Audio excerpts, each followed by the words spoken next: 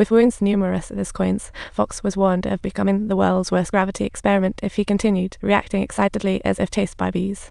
He called himself a bird. If unable to fly, he'd be a floor bird, so Emil decided to find him a safe place to practice flying. He led Fox to a nearby dead lake, which was marked on his treasure map from the wood. That fallen dead tree on the lake was just the springboard he needed, and Emil even helped him clear off the water weeds. Seeing Emil being so helpful, Fox started to accept this friend, and on the way home, they playfully joked like they were kids again. Emil lost his balance again, realizing his sense of balance had disappeared like his dinner, so he left the bike. Meanwhile, Fueling was working at the restaurant and found the backyard fridge open with its contents scattered like they were at a wild party. He finished dumping the trash and tidied up, but then heard a heavy sound behind him. He turned to see a tissue hanging off a wetsuit hanger swaying in the wind. Just then, a mutated walrus appeared, as if asking, "Can you imagine the drama that's about to unfold?" And he quietly knocked Fueling to the ground. Meanwhile, the patient behind the wetsuit fled, and Fueling was convinced it was his wife on a tailor-made escape.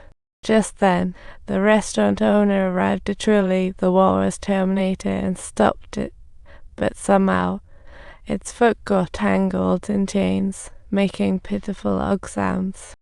Fueling followed close behind to search for his wife, shouting her name like Captain America seeking superhero. Sure enough, he found his wife, now a bear, quietly waiting with occasional hugs, inviting him to a bear dance.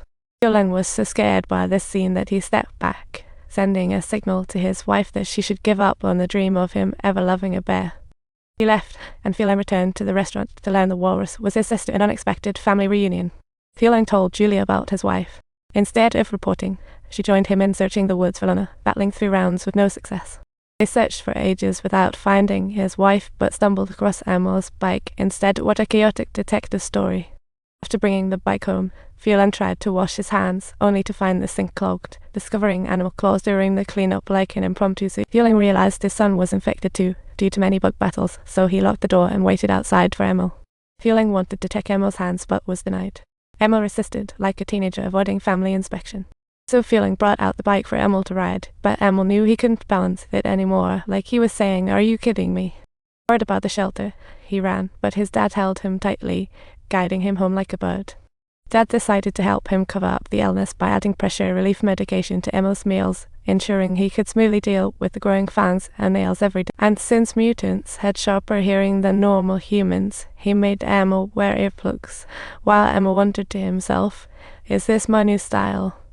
Yet he was unable to talk to Fox, as he had completely forgotten how to speak human language. At the same time, Fox had learned how to fly, like he just stepped out of One Flew Over the Cuckoo's Nest.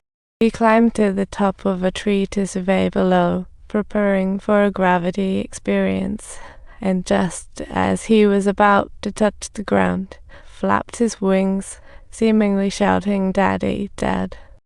At the afternoon gathering in town, Emil was supposed to attend, but miraculously showed up 3 hours late, making the latecomers list.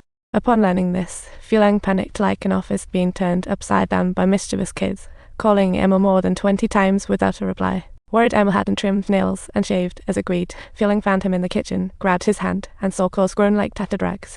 "Do you see your hand? What important thoughts are occupying your mind?" Fueling muttered, completely unaware that it sounded more like an inner soliloquy directed at himself. "Ha! You'll die alone, got it? Alone," he recited like a horror movie script. "Don't look for me, Emil, why?" He kept questioning, as if performing a father-son comedy. "I will protect you, I will. How dare you say I won't protect you?" Fueling feared his son's loss of control, pressing scissors to his neck, coming Emil like a comedy sketch.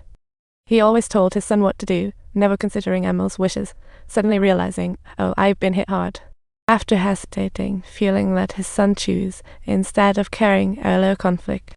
After leaving his father, Emil found Rita, his best partner. Their bond seemed a special alliance. They often visited Rita, making Fueling wonder if she was his girlfriend. Seeing Emil's sadness, Rita silently stayed by his side.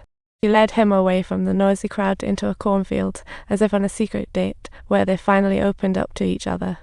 This was Emil's first time showing off his new look, having to face the consequences of a back so Harriet resembled a wild. They had no idea a third person was watching, witnessing the whole performance, and knowing about Emil's condition. Definitely an undercover audience. When Emil and Rita returned to the gathering, the undercover audience used a high-frequency toy to provoke Emil while he was in the restroom. Was a little villain. How can you turn into an animal?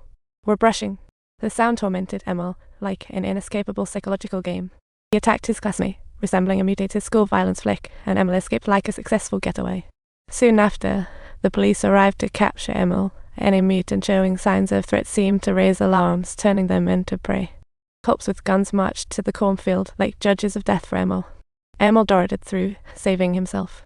At the very critical juncture, Fox arrived just in time to bring down a hunter. He was far from being a useless, brainless burden, but rather the one at the forefront leading the way. It seemed as if he was showing Emil the way, but the hunter was hot on his heels.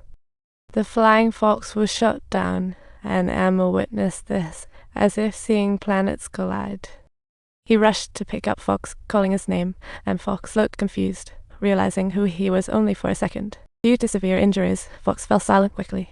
As the hunter neared, Emil grew anxious and chose to set him down. If you enjoyed this story, don't forget to subscribe to our channel for more exciting adventures.